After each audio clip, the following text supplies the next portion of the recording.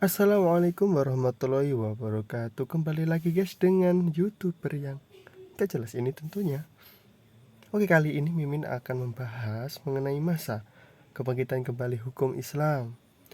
Hal ini dilatar belakangi oleh reaksi terhadap taklid yang membawa kemunduran hukum Islam. Pada reaksi ini dimulai pada akhir abad ke-19 sampai sekarang. Gerakan kebangkitan kembali tasyrik Islam adalah munculnya gerakan baru oleh para ahli hukum Islam atau biasa disebut dengan salaf atau salafiyah yang ingin kembali kepada kemurnian ajaran Islam yaitu Al-Quran dan Sunnah Nabi. Kemudian karakteristik yang muncul pada era ini, yang pertama yaitu munculnya semangat tajdid sebagai manifestasi dari seruan terbukanya kembali ijtihad di kalangan orang muslim.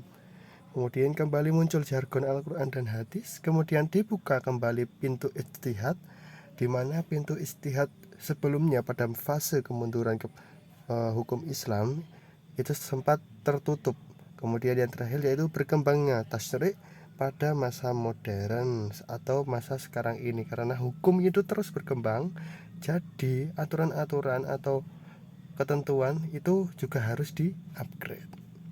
Kemudian indikasi yang muncul pada fase ini yang pertama yaitu pembahasan fikih Islam. Dalam pembahasan fikih Islam itu memperhatikan secara khusus mazhab-mazhab yang telah diakui tanpa condong ke satu mazhab saja, karena sebelumnya para hakim atau pemerintah pusat dari suatu generasi pada masa kemunduran Islam itu hanya fokus terhadap satu mazhab saja. Hal ini menyebabkan beberapa kasus yang ditangani oleh para hakim itu agak bermasalah. Kemudian yang kedua yaitu memberikan perhatian khusus kepada kajian fikih komparasi dan tematik. Kemudian yang ketiga, mendirikan lembaga kajian-kajian ilmiah dan ensiklopedi fikih. Kemudian yang kedua ada kodifikasi hukum. Pada kodifikasi hukum ini memberikan balasan yang jelas tentang hukum sehingga mudah untuk disosialisasikan kepada masyarakat dan membantu para hakim untuk merujuk suatu hukum yang akan diterapkan terhadap kasus yang akan diatasi tanpa perlu adanya ijtihad lagi. Jadi ijtihad sudah dibentuk sebelum terjadi suatu kasus-kasus yang menimpa masyarakat tertentu. Kemudian yang ketiga yaitu penulisan fikih dengan sistem perundang-undangan.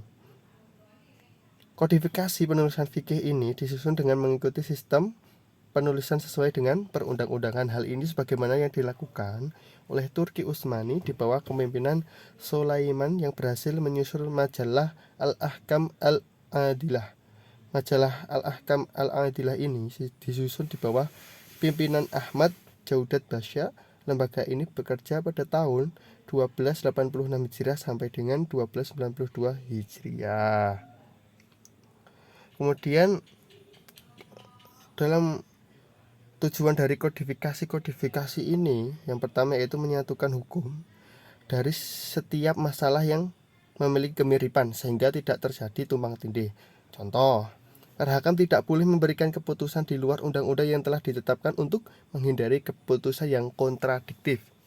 Yang kedua yaitu memudahkan juga para hakim untuk merujuk semua hukum fikih dengan susunan yang sistematik, kembali lagi dengan tidak condong pada suatu mazhab tadi. Jadi kesimpulannya untuk masa kebangkitan kembali hukum Islam ini adalah di seluruh pembaharuan proses-proses kebangkitan Islam yang dilakukan oleh para fuqaha atau para ulama-ulama terdahulu sampai sekarang ini merupakan melalui proses yang sangat panjang.